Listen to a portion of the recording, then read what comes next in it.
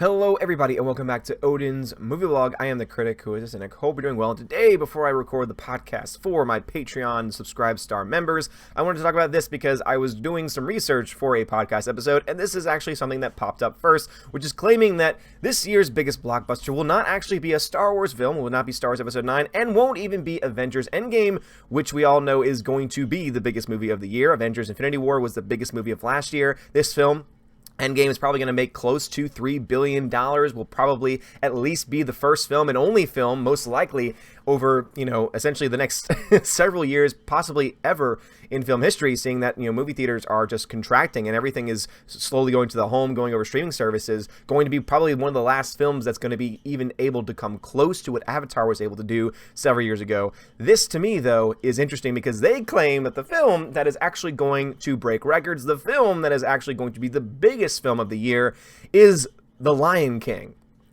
No, I crap you not. They claim that the so-called live action, even though it's all CGI, which just means it's a reboot of the animated, it's an animated reboot of their animated classic, which just looks awful because it's all CGI, and when you have animals and they're all CGI, and it's all CGI, and it's supposed to look real, but it doesn't look real because it's never going to be able to look, get past that.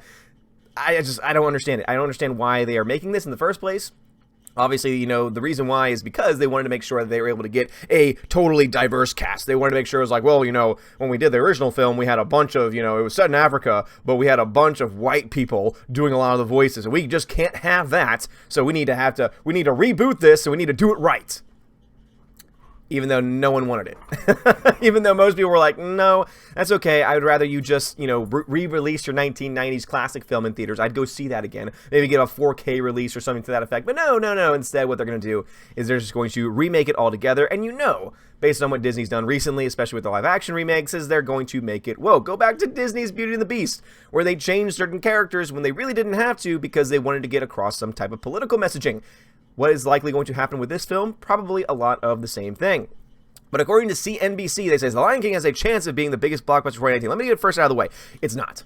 This is not going to come close to what Avengers is. And I would say that it's probably got a good chance of not even coming close to what Star Wars does. If Star Wars does indeed break the $1 billion, which is actually a big question mark at this point, seeing how, poorly received The Last Jedi was and also how very bad Solo Star Wars Story did. I think that Episode 9 has a lot of question marks in the air, especially when you look into the fact that it's the third film in a franchise. And when you look at franchises overall, they tend to do less as time goes on, at least when you have that trilogy format. Now, obviously, there are exceptions to all this rules, and obviously you look to Avengers Endgame as being, the 22nd film or so in a franchise, and so they're going to say, okay, well, look, this film's going to make possibly the most amount of money out of all of them, and these are all good statements. These are all factual statements. However, when it comes to Star Wars, when you look back to, A New Hope compared to Empire Strikes Back, compared to The Return of the Jedi, you see this ever decreasing. When you look to the prequels, you also see this state of flux as well, though, of course, I think Episode 3 ended up doing better than all of them because Episode 3 was obviously the best of all three of them. However, there is a lot more discrepancy there. There's also a lot more question marks when it comes to films in a trilogy because of just excitement levels, because how the previous film did overall, etc., which is why when you look to Episode 8 and you see how divisive the fan base was and how they reacted after Solo Star Wars Story came out, it very likely is going to lead to something more on the lines of having a smaller release than the previous one, which again, with The Last Jedi, was $1.3 billion, which means that the film might break $1 billion, but also might not break $1 billion, so either way, it's going to be interesting. But instead, with The Lion King is getting a summer release, and so it's got a very good chance. It's got coming at a very good time to be able to get as many people there as possible, especially when it comes to the kids. However, I know that I have no plans on seeing this film. I know that there are many people who have no plans on seeing this film because we are tired of getting these just cookie-cutter remakes. We're so tired of getting these non-original stories. We want good stories coming from Disney again. Disney has the capacity to do so. Here's the problem with The Lion King, though, is that every single story from their classic 1990s, from their classic 1990s canon, all of their animated stuff, almost all of those stories are based off of previous material. So even those classics that we call classics aren't even in and of themselves original content because they are either based off of something else or they are totally ripping off something else and making it their own, maybe changing minor things. And yet what they're doing here is they're saying, oh, well, now all the kids that loved it during that time, now all of them are in their 30s, again, late 20s, early 30s. And so now all of them have kids, most likely, or like a lot of them have kids, and they're going to want to re-show this beautiful movie, these beautiful live action remake versions of the movies that they once loved. The problem is that I saw Cinderella. I saw Beauty and the Beast. I saw Jungle Book.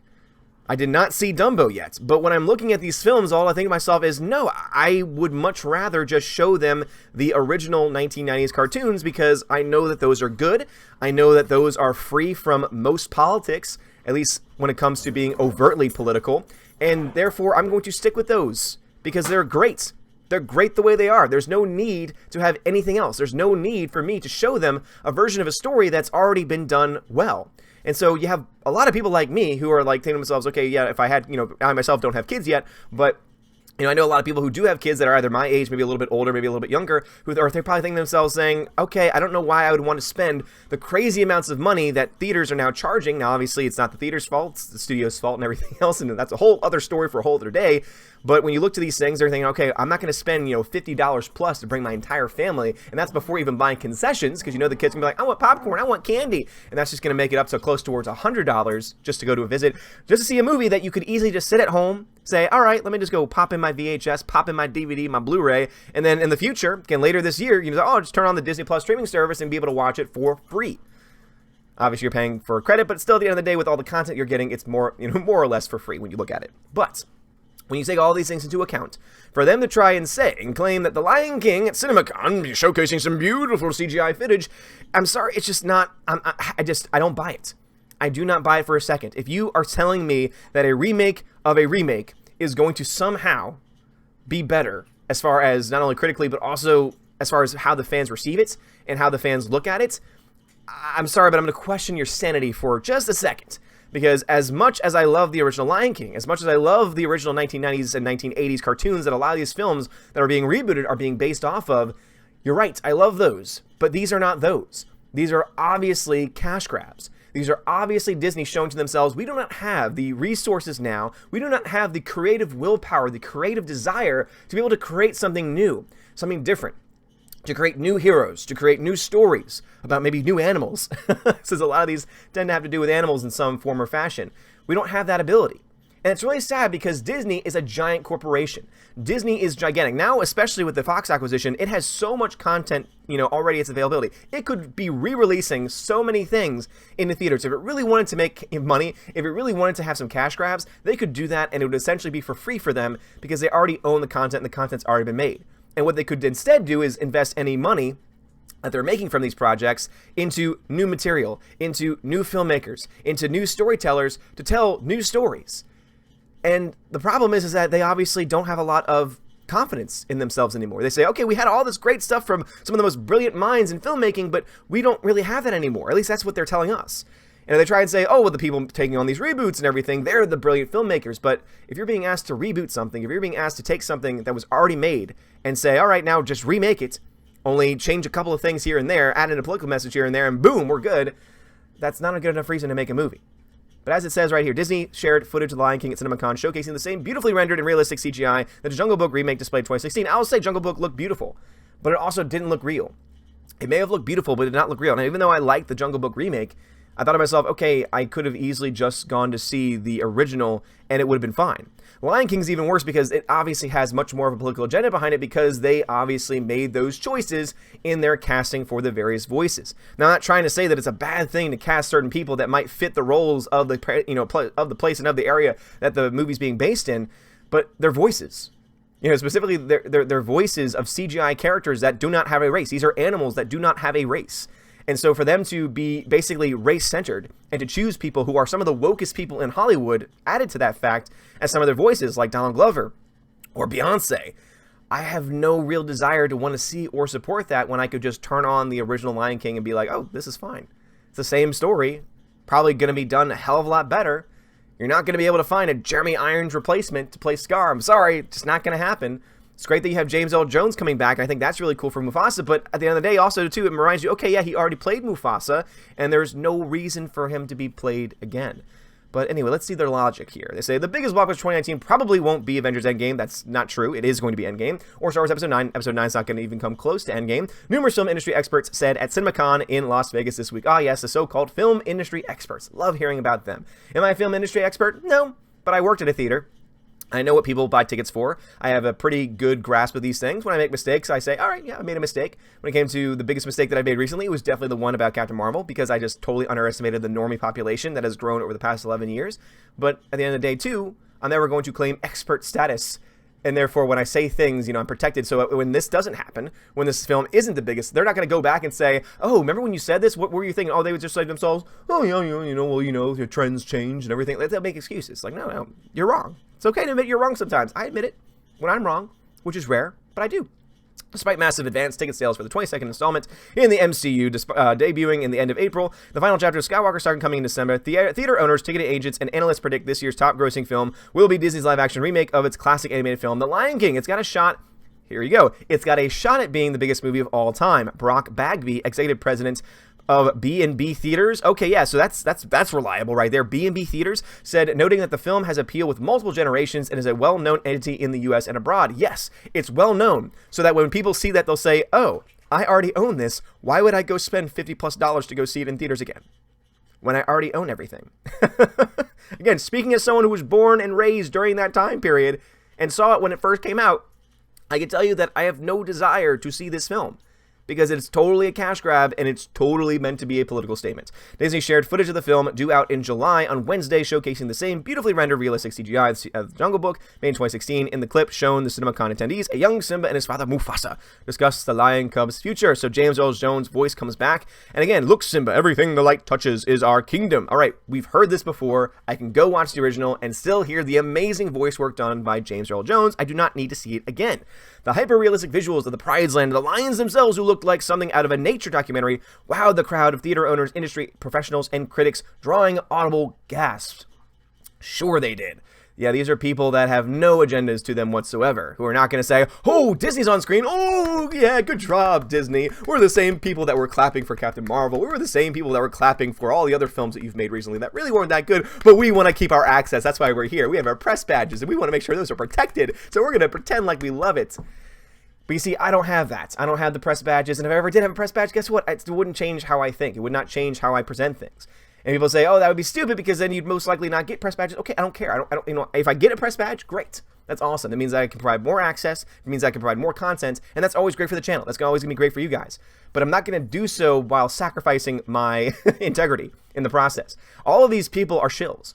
All of these people, or most of these people, I would say. There's probably a few people out there that are pretty good people, but most of the part, they are shills. They are people that play the game over and over again. They're the ones that try to be as positive as they could all the time, every single day, so that eventually they get noticed by Disney, so that eventually they get offered the press passes, and then they basically keep on shilling, saying, oh, here's a softball question, or oh my gosh, this film is so great and so beautiful, let me keep everything positive. And again, there's nothing wrong with positivity, but this is the critic who is a cynic here, and I'm going to keep things cynical most of the time. And when I look at this, I just see, okay, so basically I see a bunch of people shilling for Disney to try and protect themselves and protect their industry. Now, I understand trying to protect your job, but if you do so at, again, sacrificing your own integrity in the process, why would I listen to you in the first place? If you've already shown yourself to be, lacking in anything as far as, integrity, as far as any gall, any strength, any, courage, why would I support you? Why would I want to hear anything that you had to say? But for those that just want to know, I mean, here you go right here. The remake features a stunning cast that includes Beyoncé as Nala, which gag, Donald Glover as Simba, which, again, Donald Glover has a lot of positive traits, also a lot of not-so-positive traits either, especially ever since he decided to get involved with this movie, his music career, and This Is America. Ugh.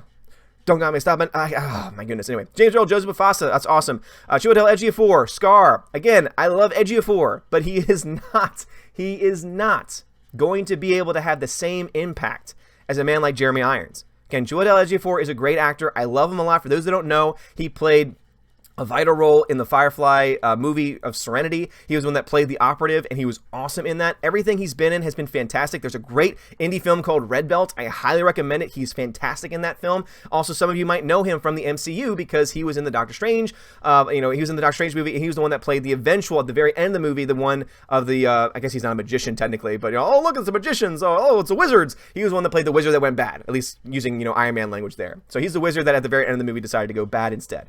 Billy Eichner as Timon, Seth Rogen as Pumbaa, oh boy, and John Oliver as Azu. Oh, John Oliver, yeah, That's great. Definitely not a political affiliation nonsense going on with this movie whatsoever. But Beyonce as Nala already, and Donald Glover as Simba has already, turned me off with it. But basically, the logic is behind this because Beyonce's fan base alone could drive it because 126 million followers on Instagram and nearly 15 million on Twitter. But as you've pointed out before, when you're looking at other things, that does not automatically equate box office success. And so, do I think this film is going to be successful? I think it has a very good chance. I think of all the live-action remakes, it has the most success, or the best chance of success, because, indeed, of its cast. Because there are, indeed, sheep. This is a movie about, animals here. There are plenty of sheep out there that will follow them until the ends of the earth, that will go, oh, it's a Beyonce movie, I'm going to go support it for Beyonce. I must protect my queen. I must protect, slay, queen, slay. I must protect. There are people out there. There are robots out there. There are sheep out there that are going to do that. And they're going to come out in droves to support this film, which is why I think there's a very good chance that it's financially successful. But then I look to movies like Dumbo, and I see, okay, most people are writing this off as already being a flop or not being a huge success. And I think to myself, maybe people are finally starting to catch on. At least maybe the normie crowd are starting to catch on and say, I have no desire to see this. Now, as I mentioned before with other films, there are certain demographics here in the United States, at the very least, that are going to go out and support this film because of the diversity of this cast. Because of the representation, because of the racial representation of this cast. And that's definitely going to be a driving factor, at least for the domestic market. The question is that going to be able to equate to a, out of state, to a out of the U.S., to a foreign market demand? That is the big question mark, and that is something I just don't know. And I just don't see happening. They're not showing up for Dumbo. And some people have said that the visual effects for that film are fantastic. So is that going to be enough of a driving force to have this film protected? I don't know. Is Disney going to try certain things to try and guarantee that this film makes money? Most likely. They're probably going to try and get it as many theaters as they can. They're going to try and make sure that the average ticket price is as high as it can be by offering it mostly in 3D, IMAX, Dolby, all this other stuff. Similar to what they did with Captain Marvel. So it's very possible that this film makes money. But even Captain Marvel could only go so high. And even Captain Marvel is going to barely be over $1 billion by the end of its run once competition comes into play. And this one coming out towards the end of July means that it's probably not going to have too much competition, seeing that most movies don't tend to come out in August. But we also know that sometimes they are big movies that come out in August, and all that it takes is one movie to start taking the attention away of other people. So is this movie going to be successful? Most likely. Out of all, again, as I said, out of all of them that are being released and that have been announced at this point, this one has the most potential to be profitable. The question is this going to be the biggest movie of 2019? No chance in hell. And as many people have said before, how can you really know that? How can you really say that? Well, again, we don't have pre-ticket sales yet. But I know that this, as a remake of a remake, which is already based off of Shakespeare, most people say that that's where it's been stolen from. Because, most things at some point are going to be stolen from Shakespeare. When you have a remake of a remake, and you have it be completely CGI, and the CGI itself is never going to be able to match up to real life, it is never going to be able to match up to the original magic of the 1990s, what you have here is a film that's an obvious cash grab, that's obviously trying to bait certain people to go out to support it, and therefore there is only so much money that this type of film can actually make. So it's going to make money. The question is how much. And you've heard it here right now, very similar to how I predicted as soon as the China numbers came out for Aquaman that was going to be $1 billion film, even when people all the way up to the point when it finally made $1 billion kept on saying, oh, it probably won't, it probably won't, probably won't. I'm telling you right now, this film, though it might be successful, though it might make $1 billion, is not going to be the highest grossing movie of 2019. And this is not a prediction, this is a spoiler. This is not going to be the largest grossing film of 2019. That is going to go to Endgame easily, no questions about it. Just look at the first hour, the first 10 minutes of the sales for that film. Look at your own local theater, see how many tickets have actually been sold already for that opening night showing and opening weekend. If you're going to tell me that the same amount of people are going to go out and say, oh my God, I have to get my Lion King tickets. Oh my God. I'm sorry, but you're living in a fantasy realm. Anyway, guys, what's y'all's thoughts about this? I saw this story. I was like, I got to talk about it because this is kind of ridiculous. That we've gotten to the point now where, CNBC, a site that I normally will trust because obviously people say NBC and they think of MSNBC and think of all the liberal politics, but CNBC is mostly about the numbers, is mostly about the data, and they tend to be more so than not compared to other things, a little bit more honest because numbers are harder to lie. But obviously this is the entertainment section, so it leaves them in a position where they're able to kind of say, oh, these are what people are saying at CinemaCon. But what a random person from a random theater chain, B&B Theaters that I've never even heard of before, says, oh, this could be the biggest film ever, it's kind of hard for me to trust your sources, and it's kind of hard for me to see your headline as being nothing other than a clickbait and a way to troll people. But that's just me. Anyway, guys, let me know your thoughts about this. Is Lion King going to be the biggest film of 2019? Again, no shot. You have a potential $3 billion film in Endgame. You have a film that likely is going to hover around $1 billion in Episode 9. Where it falls is going to depend on the trailer, on the story, and all these other things. Again, we'll know more about that once the pre-sales happen, once we get an actual trailer, a name. All of those things are going to have an impact. about whether or not that film is going to be a billion-dollar film. It's not going to be the biggest one. It's not going to be more than The Force Awakens. But, you know, whether or not it makes more than The Last Jedi is going to depend on those factors, though right now it's got a lot going against it. But this film right here, yeah, it could make $1 billion. It might make $1 billion. They very well could try and, you know, fix it to the point where it makes $1 billion because of the amount of theaters and ticket prices. But this is not going to even come close to $2 billion, $2.5 billion. No chance. If you think this film is going to make more than Endgame, you are insane. Anyway, guys, let me know your thoughts in the comments below. If you like this video, smash that like button. Also, check out my affiliate links to Amazon. If you buy a lot from Amazon, use my affiliate link because then I get a little bit of a percentage of whatever you buy. I don't find out what you buy. Don't worry, it's not a privacy thing. I'm not going to find out what the things that you're buying. And also, it doesn't cost you anything either. It just means that you're using my affiliate link, and so they know that I am someone that people listen to, that people will at least hear out for 10, 15, 20 minutes at a time, depending on how rancy I feel like being. But also, too, you have free trials, too. So you have a free trial for Audible, and if you do that free trial and use my link, you get 2 free audiobooks. So think about that, 2 free audiobooks. You can get Star Wars audiobooks, any audiobooks you want, really, and you get 2 of them for free for the free trial. And you can cancel, of course, before before the trial ends. And also, you get a free trial to Amazon Prime, separate link for that. And with that one, too, you get access to The Expanse. You get access to a lot of really great content on the Amazon Prime channel, and also I get a little bit of a kickback from that too, but it costs you nothing extra. In fact, it's totally free for you if you don't have it already. Please let me know. And also, continue to support the channel, guys. I do have a Patreon, and of course I also have a Subscribe Star now. Go check out those links. All of those links are in the description of this video, as always. And also, as always, have a wonderful day, and God bless.